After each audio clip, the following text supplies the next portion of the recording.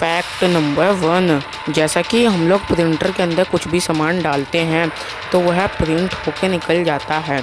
वैसे ही जो वैज्ञानिक है, साइंटिस्ट लोग, वह ऐसा भी प्रिंटर आविष्कार करने वाले हैं जो कि हमारे ऑर्गन्स को प्रिंटिंग करेगा। और ये जो ऑर्गन प्रिंटर है, इसका कुछ विकिपीडिया पे ऐसा पिक्चर है और इसके अंदर आर्टिफिशियल ब्लड भी बहेगा। इससे मेडिकल लाइन में एक हेल्पफुल मदद मिलेगा। साइंटिस्ट इस 3D प्रिंटर के बहुत ही ज़्यादा करीब है। आने वाले समय में इसका भी आविष्कार होने वाला है। फैक्ट नंबर 2, जैसा कि हम लोग एक कदम चलते हैं तो उसके अंदर में जब हमने एक कदम रखा, उसके अंदर हम लोग 200 से ज़्यादा मसल्स यूज़ कर लेते हैं खाली एक कदम चलने में। और जो ये हाथी होता है, इसका जो सूंड होता है, इसके अंदर में 1 लाख से अधिक मांसपेशियाँ होती हैं। इतना इंसान के अंदर मसल्स नहीं होते जितना इनके सूंड में मसल्स होता है। फैक्ट नंबर 3, जब हम लोग छींकते हैं तो जब हमने छींका तो उसके अंदर 40,000 से ज़्यादा थूकें बाहर निकलती हैं एक साथ, और हम लोग 40,000 थूकें कुछ सेकंड्स में ही निकाल देते हैं और हम लोगों को पता ही नहीं लगता। फैक्ट नंबर 4, जो ये चांद है, इसके ऊपर जब एस्ट्रोनॉट्स गए थे तो इसके ऊपर में 6 झंडे गाड़े गए थे और इनमें से 5 अभी भी हैं चांद के ऊपर में और एक झंडा डिस्ट्रॉय हो गया है। फैक्ट नंबर 5, एक अमेरिकन साइंटिस्ट थे। उन्होंने ऐसा अनुमान लगाया कि जो ये हमारा इंसानी शरीर होता है, खाली जो इंसान का मरा हुआ शरीर है उसको ही बनाने में कम से कम $5 ट्रिलियन का खर्च आ जाएगा, जो कि इंडियन रुपीज़ में 350 लाख करोड़ रुपए होता है। इसकी कॉस्ट, इंसानी कॉस्ट की कीमत आप लोग देख सकते हो कितना ज़्यादा है। फैक्ट नंबर 6, जो हम लोग अंधेरा कमरा देखते हैं, जो कि काला काला हम कहते हैं आमतौर पे, वो बल्कि काला नहीं होता, उसका एक स्पेसिफिक नाम है। उसको आइगन गेरू कहते हैं, इसका यह स्पेसिफिक नाम है। फैक्ट नंबर 7, जो ये नील आर्मस्ट्रॉन्ग थे, जो कि चंद्रमा पे सबसे पहले कदम रखने वाले थे, ये जो है वह इनको जो फ्लाइंग लाइसेंस है वह 16 साल की उम्र में ही मिल गया था, क्योंकि ये 200 से ज़्यादा अधिक हवाई जहाज को ख़तरनाक तरीके से उड़ाना जानते थे। फिर उसके बाद इनको ड्राइविंग लाइसेंस मिला था कार का। पहले इन्होंने फ्लाइंग लाइसेंस लिया 16 साल की उम्र में, फिर उसके बाद ड्राइविंग लाइसेंस। फैक्ट नंबर 8, जो आप लोग स्कैनर देख रहे हो, स्कैनर मशीन जो QR कोड स्कैन करता है, जो आप लोग ये पट्टी देख रहे हो, पैकेट के ऊपर में काला काला प्रिंट हुआ आता है और उसके साथ में कुछ वाइट भी होता है। आप लोग सोचते होंगे कि जो ये स्कैनर है वह काले वाले को स्कैन करता होगा।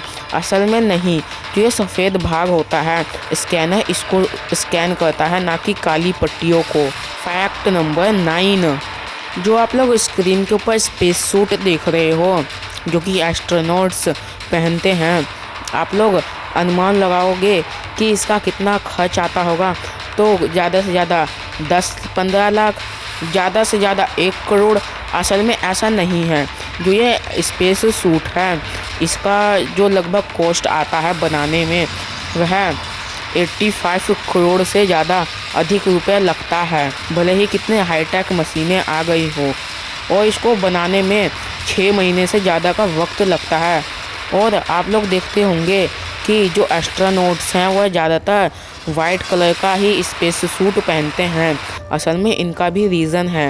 ये जो वाइट कलर का स्पेस सूट पहनते हैं, यह सनलाइट को रिफ्लेक्ट करता है और कैंसर सोलर रेडिएशन से भी बचाता है। इसी वजह से ये लोग वाइट कलर का भी पहनते हैं और एक ऑरेंज कलर का भी स्पेस सूट पहनते हैं ये लोग। फैक्ट नंबर 10, आप लोग स्क्रीन के ऊपर में एक लकड़ी देख रहे होंगे, या आप लोग सोच रहे होंगे ये थोड़ी काली काली सी है, इसमें क्या खास बात है। असल में जो ये लकड़ी है, यह दुनिया की सबसे ज़्यादा महंगी लकड़ी है। इस लकड़ी का नाम अफ्रीकी ब्लैक वुड कहा जाता है, क्योंकि इसका कलर, अंदरूनी कलर जो है वह ब्लैक है। और आप लोग इसकी कीमत सुन के हैरान हो जाओगे। अगर इसको काटा जाए और 1 किलो तोला जाए तो इसका जो कीमत है वह लगभग 7 लाख प्रति किलो से ज़्यादा है। इसका रेट वेरी करता है अलग अलग कंट्री में। असल में जो ये पेड़ है इसे 60 साल से ज़्यादा समय लगता है तैयार होने में। फैक्ट नंबर 11, अगर आप लोग 1 चम्मच शहद लोगे और उसको आप लोग खा जाओगे पूरा, तो जो ये 12 मधुमक्खियाँ हैं इनका ये ज़िंदगी भर निकल जाता है 1 चम्मच शहद इकट्ठा करने में।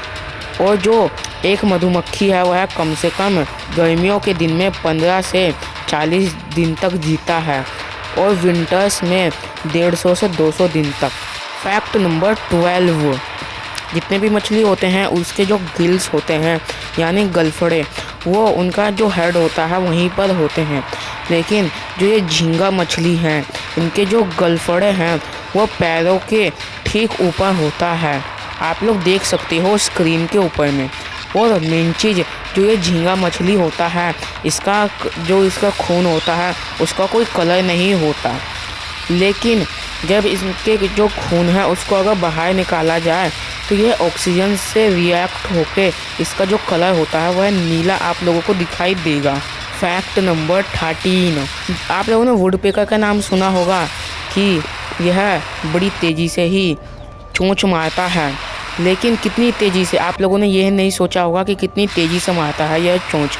असल में जो यह वुडपेकर नामक पक्षी है जिसे कंठफोफड़ा कहा जाता है, जैसे मैंने बोला 1, तो यह जो पक्षी है वह 20 बार चोंच मार देगा खाली 1 सेकंड के अंदर में।